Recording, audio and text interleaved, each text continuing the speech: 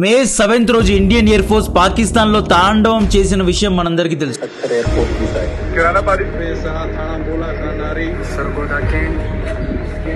భారత సైన్యం పాకిస్తాన్ యొక్క ఉగ్రవాద సంస్థలపై దాడి చేసింది. మగ ఉగ్రవాదులను చంపేసింది.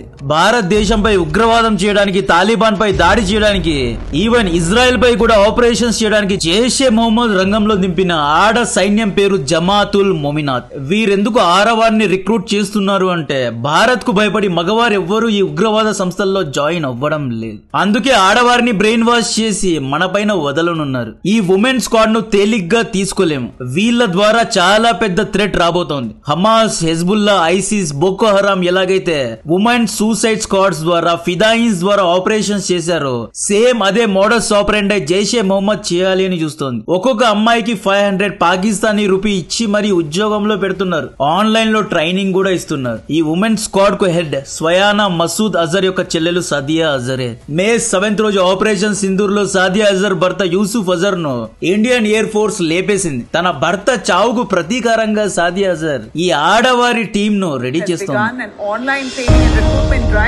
To mobilize women under the banner of jihad and raise funds for its activities. The course is named Tufat al-Mu'min. మన భారత గూఢచర్య సంస్థ రా వీరి యొక్క మూమెంట్స్ ను అబ్జర్వ్ చేస్తోంది. ఇండియన్ ఆర్మీ వీఆర్ వెయిటింగ్ అంటోంది. అసలు ఎందుకు ఈ ఆడ ఉగ్రవాద సైన్యాన్ని తయారు చేస్తున్నారు? ఆపరేషన్ సింధూర్ అండ్ తాలిబాన్ తో యుద్ధం తర్వాత పాకిస్తాన్ లో మగవారు కరువయ్యారా, లేదా male cadre and leadership week అయిపోయిందా అనేది చెప్తా. దీంతో పాటు ఆఫ్ఘనిస్తాన్ అండ్ పాకిస్తాన్ యుద్ధం గురించిన అప్డేట్ కూడా ఇస్తా. గత కొన్ని వారాల నుండి మసూద్ అజర్ చెల్లెలు టెలిగ్రామ్ అండ్ ఆన్లైన్ లో తుఫాత్ అల్ మొమినాత్ అని చెప్పి ఆడవారిని రిక్రూట్ చేస్తోంది. మసూద్ అజర్ జైషే మొహమ్మద్ ఉగ్రవాద సంస్థకు లీడర్. ఆపరేషన్ సింధూర్ లో బహల్పూర్ లో ఉన్న మర్కజే సుబాన్ అల్లా హెడ్ క్వార్టర్స్ ను మనం లేపేశాం. ఈ దాడుల్లో Masood Azhar family members, male cadres అందరూ మొత్తం వంశం లేసిపోయింది అనేది మనందరికీ తెలుసు. నెక్స్ట్ ముర్దికేలో ఉన్న హఫీజ్ సయీద్ యొక్క హెడ్ క్వార్టర్స్ అయిన మర్కజే తయబా పైన కూడా దాడి చేశాం. సియాల్కాట్ లో ఉన్న హిజ్బుల్ ముజాహిదీన్ హెడ్ క్వార్టర్స్ పై కూడా దాడి చేశాం. ఈ హెడ్ క్వార్టర్ లో ఉగ్రవాద స్థావరాల్లో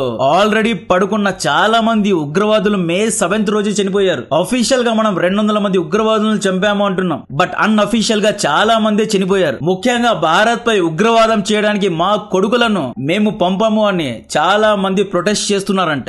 మేము గనుక భారత్ పై ఉగ్రవాదం చేస్తే భారత్ మా యొక్క దేశంలో దూరి ట్రైనింగ్ సెంటర్స్ పైన ఎప్పుడైనా దాడి చేయగలదు అని చెప్పి ఎవరు జాయిన్ అవ్వడం లేదు. యాక్చువల్లీ హెడ్ క్వార్టర్స్ అనేవి ట్రైనింగ్ సెంటర్స్ అండి. బహల్పూర్, ముర్దికే, సియాల్కాట్ లో ఫస్ట్ ట్రైనింగ్ ఇస్తారు. భారత్ పై విషయాన్ని నింపుతారు. అంటే వీళ్ళను జిహాద్ కు రెడీ చేస్తారు. చావడానికైనా సిద్ధం చేస్తారు. వీలైతే ట్రైనింగ్ కూడా ఇస్తారు. ఆ తర్వాత వీళ్ళు బ్యాచెస్ గా పిఓకే చేరుకుంటారు. అక్కడ నుండి బోర్డర్ దాటి ఉగ్రవాదం చేస్తారు. కాశ్మీర్ లో చొరబడతారు. పేల్గాం లాంటి ఉగ్రదాడులు చేస్తూ ఉంటారు అన్నమాట.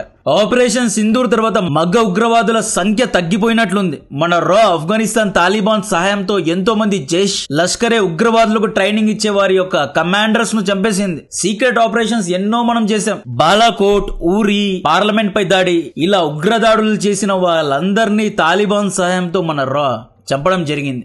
సో వీళ్ళలో ఒక సైకలాజికల్ భయం తయారైంది.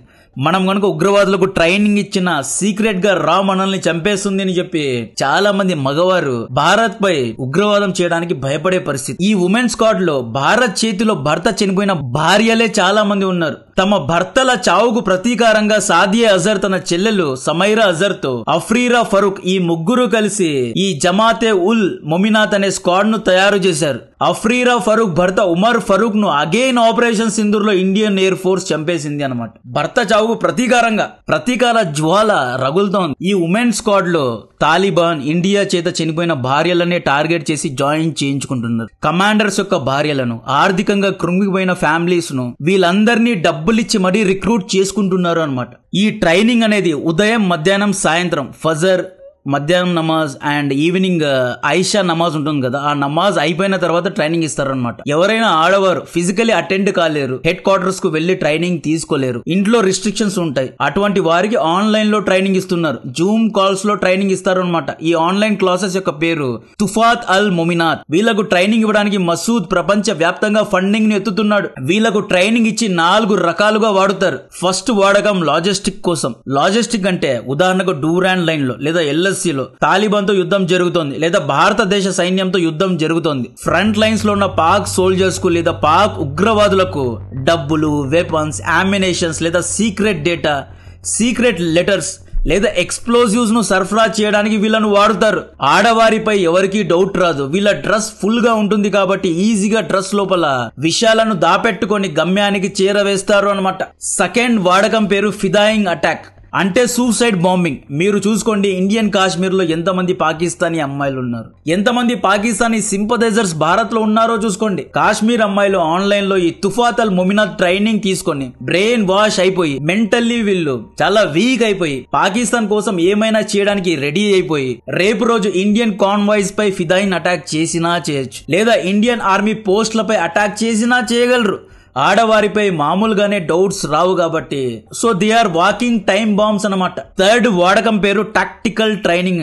ఆడవారికి మిలిటరీ ట్రైనింగ్ కూడా ఇస్తారు, యుద్ధ భూమిలో దింపుతారు. ఆడవారు మగవారితో అన్ని విషయాల్లో సమానంగా ఉన్నారు. Yes, physically they are weak, but mentally మగవారి కంటే ఆడవారు చాలా స్ట్రాంగ్ గా ఫోకస్డ్ గా ఉంటారు. ఫోర్త్ వాడకం పేరు, this is very very important, honey trapping. పై చెప్పిన 3 వాడకాల కంటే ఇది చాలా అంటే చాలా డేంజరస్. హనీ ట్రాపింగ్ అంటే పెద్ద పెద్ద రాజ్యాలే కూలిపోయాయి. మొసాద్, సిఐఏ ఎలాగైతే హనీ ట్రాపింగ్ చేస్తాయో పాకిస్తాన్ ఇంటెలిజెన్స్ ఏజెన్సీ అయిన ఐఎస్ఐ కూడా ఇండియన్ ఆర్మీ పై, ఇండియన్ ఏజెంట్స్ పై, రా ఏజెంట్స్ పై ఎన్నో సార్లు హనీ ట్రాపింగ్ చేసింది. పాకిస్తాన్ ఐఎస్ఐ ద్వారా హనీ ట్రాప్ కాబడిన 3 సందర్భాలు రాజస్థాన్ గవర్నమెంట్ ఎంప్లాయ్ అయిన మంగా సింగ్ ను పాకిస్తాన్ ఐఎస్ఐ కు చెందిన ఒక అందమైన ఆవిడ హనీ ట్రాప్ చేసి హనీ ట్రాపింగ్ కు బదులుగా అంటే ఫిజికల్ హ్యాపీనెస్ కు బదులుగా సీక్రెట్ డేటాను, ట్రూప్ యొక్క డిప్లాయ్మెంట్స్ ను, ట్రూప్స్ యొక్క మూవ్మెంట్స్ ను, అంటే రాజస్థాన్ బార్డర్ లో ఎక్కడెక్కడ ఇండియన్ ఆర్మీ యొక్క ట్రూప్స్ ఉన్నాయి, ఎక్కడెక్కడ S-400 వంటి యాంటీ మిసైల్ డిఫెన్స్ సిస్టమ్స్ ను మోహరించారు,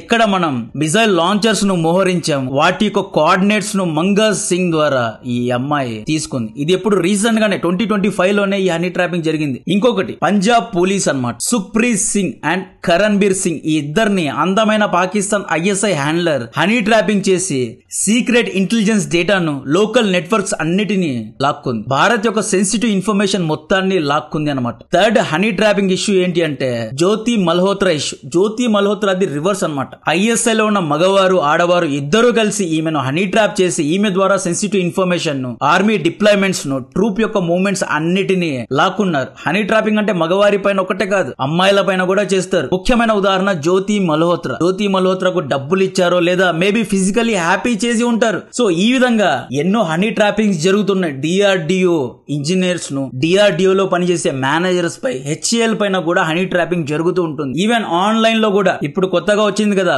వీడియో కాల్స్, ఫోన్ కాల్స్ ద్వారా ఆన్లైన్ లో సంతోషపరిచి కూడా హనీ ట్రాపింగ్ చేస్తున్నారు. ఈ ఉమెన్ స్క్వాడ్ ను హమాస్, హెజ్బుల్లా, బోకో హరాం వంటి ఉగ్రవాద సంస్థలు ఇంతకు ముందే వాడారు. జనవరి 27, 2002 లో వఫా ఇడ్రీస్ అనబడే ఒక first Palestinian female suicide bomber ఏం చేసింది, జెరూసలం లో క్రౌడెడ్ మార్కెట్ ప్లేస్ లో ఫిదాయిన్ అటాక్, సూసైడ్ బాంబింగ్ చేసుకుంది. ఈ దాడుల్లో ఒక యూదుడు చనిపోతే 100 మంది యూదులు గాయపడ్డారు. 2000 నుండి 2005 మధ్య కాలంలో హమాస్ యొక్క సూసైడ్ బాంబర్ చెక్ పాయింట్స్ దగ్గర, పబ్లిక్ ఏరియాస్ లో, బస్ స్టేషన్స్ లో, సెకండ్ ఇంతిఫిదా టైమ్ లో ఫుల్ గా క్రౌడ్ ఉన్న మధ్యలో ఫిదాయిన్ అటాక్స్ చేసుకున్నారు. హమాస్ ఫీమేల్ ఫిదాయిన్స్ ను ఎందుకు రెడీ చేశారు అంటే చెక్ పాయింట్స్ దగ్గర సెక్యూరిటీ చెకింగ్ ను తప్పించుకోవడానికి, లేదా హై ప్రొఫైల్ బాంబింగ్స్ చేయడానికి. అమ్మాయిల పైన ఎక్కువగా ఎవరికి డౌట్ రాదు, అమ్మాయిల లోపల ఏం పెట్టుకున్నారో ఎవరు తీసి చూడరు కాబట్టి చాలా ఈజీగా వీళ్ళు ఎస్కేప్ అవుతూ చాలా గట్టిగా క్యాజువాలిటీస్ ను తీసుకురాగలరు. యాక్చువల్లీ వీళ్ళు ట్రైనింగ్ లో మార్టైర్డమ్ ను అంటే చావును గ్లోరిఫై చేస్తారు.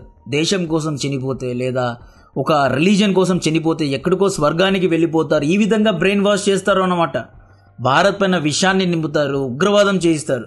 నెక్స్ట్ ఆఫ్ఘనిస్తాన్ పాకిస్తాన్ యుద్ధం దగ్గరికి వస్తే అక్టోబర్ 18న దోహాలో పాకిస్తాన్ అండ్ ఆఫ్ఘనిస్తాన్ దౌత్యవేత్తల మధ్య సీజ్ ఫైర్ జరిగింది. యుద్ధాన్ని ఆపేశారు. అయితే టీటీపీ రంగంలో దిగి ఆసిం మునీర్కు వార్నింగ్ ఇవ్వడం జరిగింది.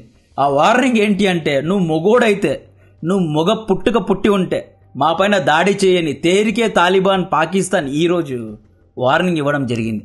ఇప్పటికే టీటీపీ దాదాపు 12 పోస్టుల పైన, పాకిస్తానీ పోస్టుల పైన దాడి చేసింది. తాలిబాన్ యుద్ధాన్ని ఆపేసింది, బట్ ఇక్కడ దాడులు చేస్తోంది తేరికే తాలిబాన్ పాకిస్తాన్ అనబడే ఒక ఇన్సర్జెంట్ ఉద్యమ సంస్థ.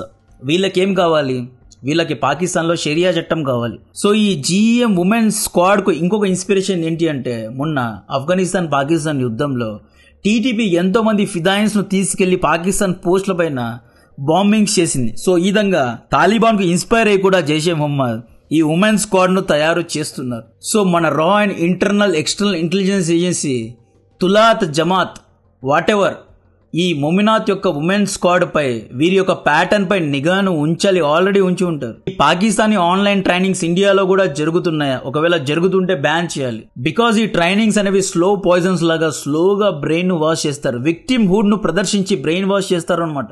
ఒకవేళ కొంచెం కంట్రోల్ చేయడానికి ఇండియన్ ఆర్మీ ఉమెన్ స్క్వాడ్ పై దాడి చేస్తే మానవ హక్కుల సంఘాలు, మహిళా సంఘాలు, గ్రేటా థన్బర్గ్ బ్యాచ్ ఇలా అందరూ వచ్చి ఆడవారిపై అణిచివేత చేస్తున్నారు అని చెప్పి మనల్నే టార్గెట్ చేస్తారు. కాబట్టి విక్టిమ్ హుడ్ పరంగా, అణిచివేత పరంగా ఉమెన్ స్క్వాడ్ ను విక్టిమ్ కార్డ్ లాగా కూడా జైషే మొహమ్మద్ వాడుకునే అవకాశాలు చాలా గట్టిగా ఉన్నాయి. So all eyes on Sadia Azhar. నా కంటెంట్ నచ్చితే వీడియోను లైక్ చేయండి, ఛానల్ను సబ్స్క్రైబ్ చేసి అందరికీ షేర్ చేయండి. జై హింద్.